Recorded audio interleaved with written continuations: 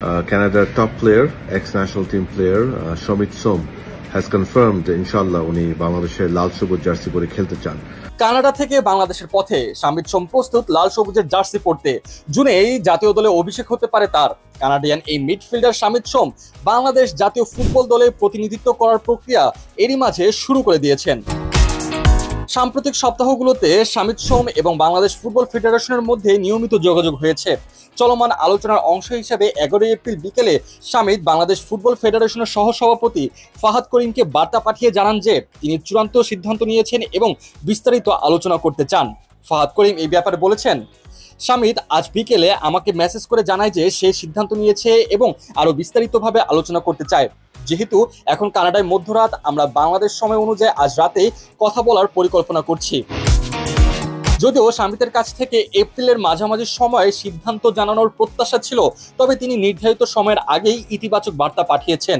Bangladesh football ফেডারেশনের সহসভাপতির ভাষ্য অনুযায়ী যেহেতু তিনি সিদ্ধান্ত নিয়ে ফেলেছেন, আমরা আশা করছি খুব শীঘ্রই তাকে বাংলাদেশের জার্সিতে দেখা যাবে।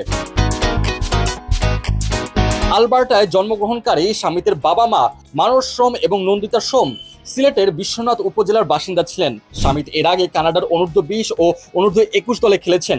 2016 সালে তিনি পেশাদার ক্যারিয়ার শুরু করেন এফসি এডমন্টের হয়ে এবং বর্তমানে কানাডিয়ান প্রিমিয়ার লিগের ক্যাভালরি এফসিতে নিয়মিত খেলছেন। 2020 সালে তিনি কানাডার হয়ে দুটি আন্তর্জাতিক প্রীতি ম্যাচেও অংশগ্রহণ করেছিলেন।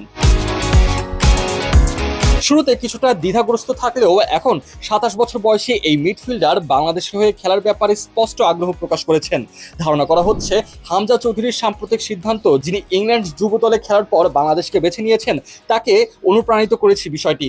জানা গেছে শামিত বর্তমানে কেবল কানাডার পাসপোর্ট ধারণ করছেন এবং তার প্রতিনিধিরা এখন বাংলাদেশি পাসপোর্টের জন্য কাজ করছে। তবে সমস্যা হচ্ছে তার বাবা মা 1993 সালের পর থেকে বাংলাদেশি পাসপোর্ট নবায়ন করেনি, ফলে পুরো পরিবারের জন্য নতুন পাসপোর্ট প্রক্রিয়াকরণ প্রয়োজন। সূত্রমতে শামিতের বাংলাদেশের জন্ম সনদ আগামী রবিবার বা আগামী সপ্তাহ শুরুতেই প্রস্তুত হতে পারে।